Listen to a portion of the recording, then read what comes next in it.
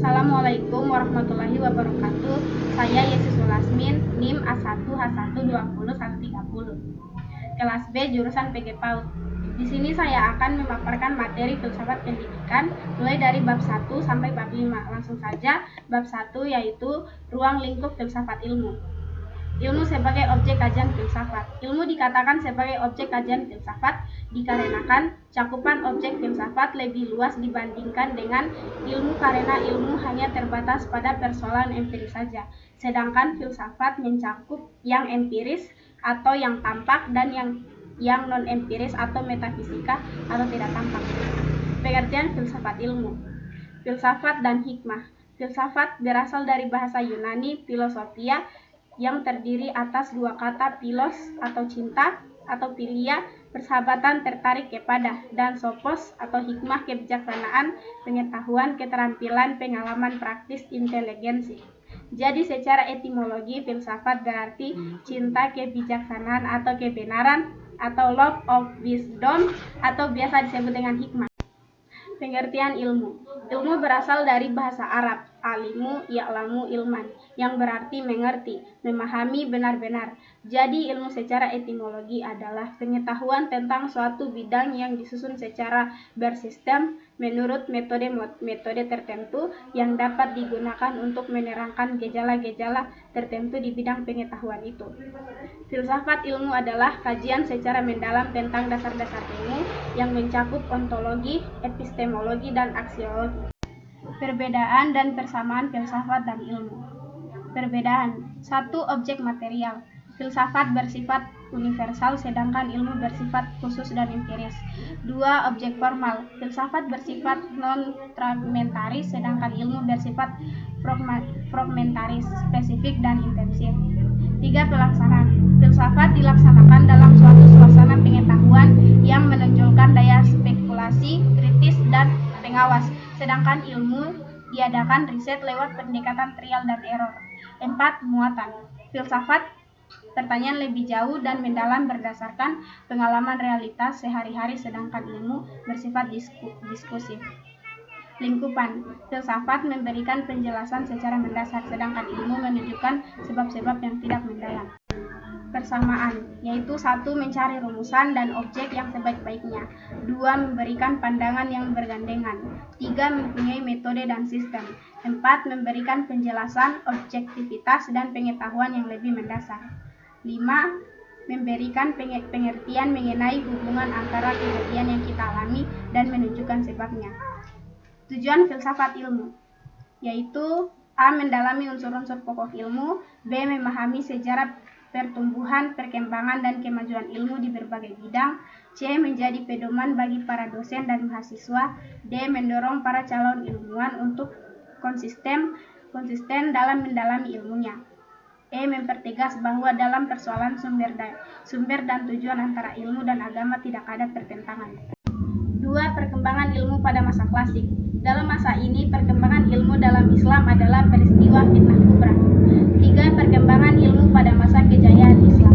Pada masa ini, ilmu pengetahuan mulai dikembangkan seperti matematika, fisika, kimia, geometri, dan lain-lain. Bahkan terjadi transformasi kebudayaan dunia Islam ke barat. 4. Masa keruntuhan tradisi keilmuan dalam Islam. Beberapa hal yang menyebabkan keruntuhan pada masa ini yaitu 1. Diterimanya paham Yunani mengenai realitas yang ada pokoknya bersifat statis. 2. Persepsi yang keliru dalam memahami pemikiran Al-Ghazali. 3. Para penguasa seringkali merasa takut dengan tersebar luasnya pendidikan dan pengetahuan di kalangan massa yang dapat menggerogoti kekuasaan mereka yang mutlak. C. Kemajuan ilmu Renaissance dan modern. 1. Masa Renaissance abad 15-16 Masehi. Zaman yang menyaksikan dilancarkannya tantangan gerakan reformasi terhadap keesaan dan supremasi gereja Katolik Roma dan pada zaman ini ditemukannya benua baru. 2. Zaman modern abad 17-19 Masehi.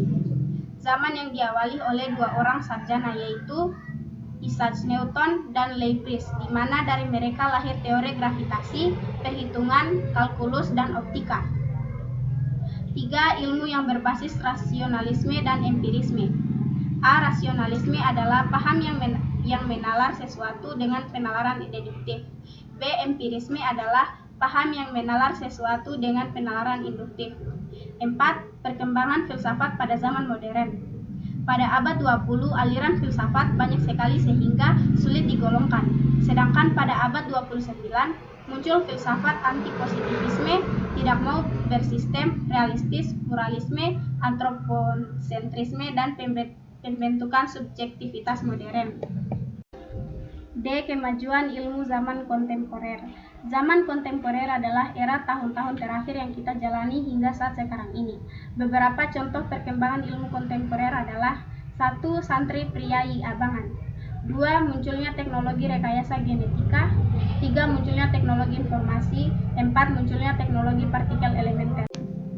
Bab 3. Pengetahuan dan ukuran kebenaran. A. Definisi dan jenis pengetahuan. Secara etimologi, pengetahuan berasal dari kata dalam bahasa Inggris yaitu knowledge.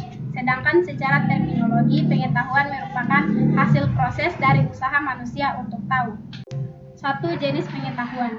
Menurut Burhanuddin Salam, pengetahuan yang dimiliki manusia ada 4, yaitu 1. Pengetahuan bias, 2. Pengetahuan ilmu atau sains, 3. Pengetahuan filsafat, 4. Pengetahuan agama. 2. Perbedaan pengetahuan ilmu. Pengetahuan merupakan hasil tahu manusia terhadap sesuatu di atas segala perbuatan manusia untuk memahami suatu objek tertentu. Sedangkan ilmu merupakan suatu bentuk aktivitas manusia yang dengan melakukannya umat manusia memperoleh suatu pengetahuan. B. Hakikat dan sumber pengetahuan. 1. Hakikat pengetahuan. A. Realisme. Realisme berpendapat bahwa pengetahuan adalah benar dan tepat bila sesuai dengan kenyataan. B. Idealisme. Idealisme berpendapat bahwa untuk mendapatkan pengetahuan yang benar-benar sesuai dengan kenyataannya adalah mustahil. 2. Sumber pengetahuan. A. Empiris. Empiris yaitu pengetahuan berdasarkan pengalaman. B. Rasionalisme. Rasionalisme yaitu akal adalah dasar kepastian pengetahuan. C. Intuisi. Intuisi yaitu pengetahuan yang langsung. D. Wahyu.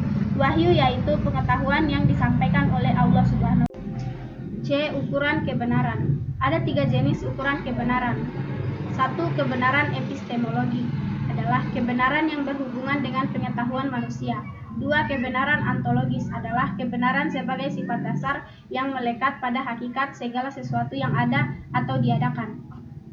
3. Kebenaran semantis adalah kebenaran yang terdapat serta melekat dalam tutur kata dan bahasa. D. Klasifikasi dan hierarki ilmu menurut Al-Ghazali. 1. Ilmu syariah, 2. Ilmu akliyah. Bab 4. Dasar-dasar ilmu. A. Ontologi. Ontologi berasal dari bahasa Yunani, on atau ontos, ada, dan logos, ilmu menurut istilah. Ontologi ialah ilmu yang membahas tentang hakikat yang ada, yang merupakan ultimate reality, baik yang berbentuk jasmani atau konkret maupun rohani atau abstrak. 1. Pandangan-pandangan pokok pemikiran ontologi. 1. Monoisme. Anaximander abad 585 sampai 528 sebelum Masehi. Paham ini kemudian terbagi ke dalam 2 aliran. 1. Materialisme, yaitu aliran yang menganggap bahwa sumber yang asal itu adalah materi, bukan rohani atau naturalisme. 2. Idealisme, yaitu aliran yang beranggapan bahwa hakikat kenyataan yang beraneka ragam itu semua berasal dari ruh atau sukma, atau jenis dengan 2 dualime atau Descartes abad 1596 sampai 1650 Masehi. Aliran ini berpendapat bahwa benda terdiri dari 2 macam hakikat sebagai asal sumbernya, yaitu hakikat materi dan hakikat ruhani, benda dan ruh, jasad dan spirit. 3. Pluralisme atau Anaxagoras dan Empedokles. Aliran ini beranggapan bahwa substansi yang ada itu terbentuk dan terdiri dari 4 unsur, yaitu air, tanah, api, dan udara. 4. Nihilisme atau Geargias abad 483 sampai 360 sebelum Masehi. Nihilisme berasal dari bahasa Latin yang berarti nothing atau tidak ada. Istilah ini mengandung 3 proporsi tentang realitas. A. Tidak ada satupun yang eksis. B. Bila sesuatu itu ada, ia tidak dapat diketahui. C. Sekalipun realitas itu dapat kita ketahui, ia tidak akan dapat kita beritahukan kepada orang lain. 5. Agnosticisme atau Soren Kierkegaard abad 1813 sampai 1855. Aliran ini menyatakan bahwa manusia tidak pernah hidup sebagai aku umum, tetapi sebagai aku individual yang sama sekali unik dan tidak dapat dijabarkan ke dalam sesuatu yang lain. B. Epistemologi. Epistemologi atau teori pengetahuan ialah cabang filsafat yang berurusan dengan hakikat dan lingkup pengetahuan, pengandaian-pengandaian dan dasar-dasarnya, serta pertanggungjawaban atas pertanyaan mengenai pengetahuan yang dimiliki. Pengetahuan yang diperoleh oleh manusia melalui akal, indera, dan lain-lain mempunyai metode tersendiri dalam teori pengetahuan, diantaranya 1. Metode induktif, 2. Metode deduktif, 3. Metode positivisme, 4. Metode kontemplatif, 5. Metode dialektis. C. Aksiologi. Aksiologi berasal dari bahasa Yunani aksios yang berarti nilai dan logos yang berarti teori. Jadi aksiologi adalah teori tentang nilai. Nilai yang dimaksud adalah sesuatu yang dimiliki manusia untuk melakukan berbagai pertimbangan tentang apa yang dimiliki dinilai. Teori tentang nilai yang dalam filsafat mengacu pada permasalahan etika dan estetika. Etika menilai perbuatan manusia, estetika berkaitan dengan nilai tentang pengalaman keindahan yang dimiliki oleh manusia terhadap lingkungan dan fenomena di sekelilingnya. Bab 5. Sarana ilmiah. A. Bahasa. Bahasa digunakan sebagai sarana komunikasi antar manusia. Tanpa bahasa tiada komunikasi. 1. Fungsi bahasa, yaitu koordinator kegiatan-kegiatan masyarakat. 2. Penetapan pemikiran dan pengungkapan. 3. Penyampaian pemikiran dan perasaan. 4. Penyenangan jiwa. 5. Pengurangan kegoncangan jiwa. 2. Bahasa sebagai sarana berpikir ilmiah. Bahasa sebagai alat komunikasi verbal yang digunakan dalam proses berpikir ilmiah, di mana bahasa merupakan alat berpikir dan alat komunikasi untuk menyampaikan jalan pikiran tersebut kepada orang lain, baik pikiran yang berlandaskan logika induktif maupun deduktif. 3. Bahasa ilmiah dan bahasa agama. Bahasa ilmiah adalah bahasa yang digunakan dalam kegiatan ilmiah. Bahasa agama merupakan wacana keagamaan yang dilakukan oleh umat beragama, meskipun tidak selalu menunjuk serta menggunakan ungkapan-ungkapan kitab suci. B. Matematika. Matematika adalah bahasa yang melambangkan serangkaian makna dari serangkaian pernyataan yang ingin kita sampaikan. 1. Matematika sebagai bahasa. Matematika sebagai bahasa dikarenakan bahasa verbal mempunyai beberapa kekurangan. Untuk mengatasi kekurangan tersebut, kita berpaling kepada matematika.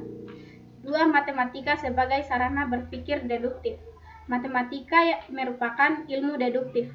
Nama ilmu deduktif diperoleh karena penyelesaian masalah-masalah yang dihadapi tidak didasarkan atas pengalaman, melainkan didasarkan atas deduksi atau penjabaran-penjabaran. 3. Matematika untuk ilmu alam dan ilmu sosial. Kontribusi matematika dalam perkembangan ilmu alam ditandai dengan penggunaan lambang-lambang bilangan untuk perhitungan dan pengukuran. Kontribusi matematika dalam perkembangan ilmu sosial tidak ditandai dengan penggunaan lambang-lambang bilangan. C. Statistik. Pengertian statistik. Statistik berasal dari bahasa Latin status negara. Ilmu statistik adalah ilmu pengetahuan yang membahas dan memperkembangkan prinsip-prinsip, metode, dan prosedur yang akan ditempuh. 2. Sejarah perkembangan statistik. Abraham de Moivre 1667 sampai 1754 mengembangkan teori galat atau kekeliruan. Thomas Simpson 1757 menyimpulkan bahwa terdapat sesuatu distribusi yang berlanjut dari suatu variabel dalam suatu frekuensi yang cukup banyak. 3. Pierre-Simon de Laplace 1749 sampai 1827 mengembangkan konsep de Moivre dan Simpson. 4. Fisher 1890 sampai 1962 menganalisis varians dan covarians, uji signifikan dan teori tentang pemikiran. 3. Hubungan antara sarana ilmiah bahasa, logika, matematika, dan statistika. Bahasa merupakan alat komunikasi verbal yang dipakai dalam seluruh proses berpikir ilmiah. Ilmu merupakan gabungan antara berpikir deduktif dan berpikir induktif. Matematika mempunyai peranan penting dalam berpikir deduktif. Statistik mempunyai peranan penting dalam berpikir induktif.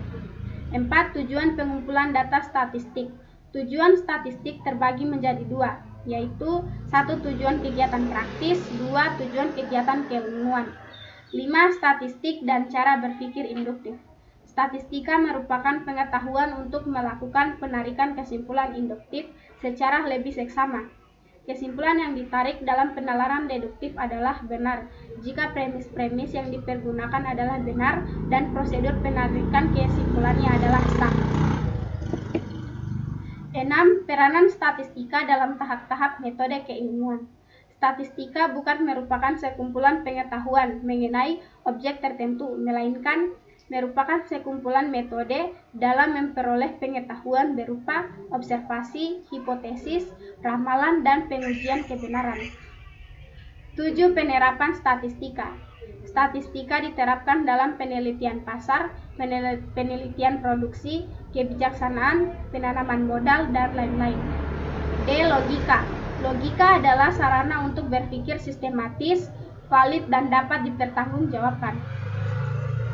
Aturan cara berpikir yang benar dengan cara, yaitu 1. Mencintai kebenaran, 2. Mengetahui apa yang sedang dikerjakan, 3. Mengetahui apa yang sedang dikatakan, 4. Pembedaan dan pembagian yang semestinya, 5. Mencari definisi yang tepat, 6. Mengetahui apa yang sedang disimpulkan, 7. Menghindari kesalahan-kesalahan. 2. Klasifikasi. 3. Aturan definisi. Definisi adalah suatu usaha untuk memberi batasan terhadap sesuatu yang dikehendaki seseorang untuk memindahkannya kepada orang lain. Definisi yang baik adalah menyeluruh dan membatasi. Itulah materi yang dapat saya sampaikan, semoga dapat dimengerti. Saya akhiri dengan ucapan wabillahi taufiq wal hidayah. Wassalamualaikum warahmatullahi wabarakatuh.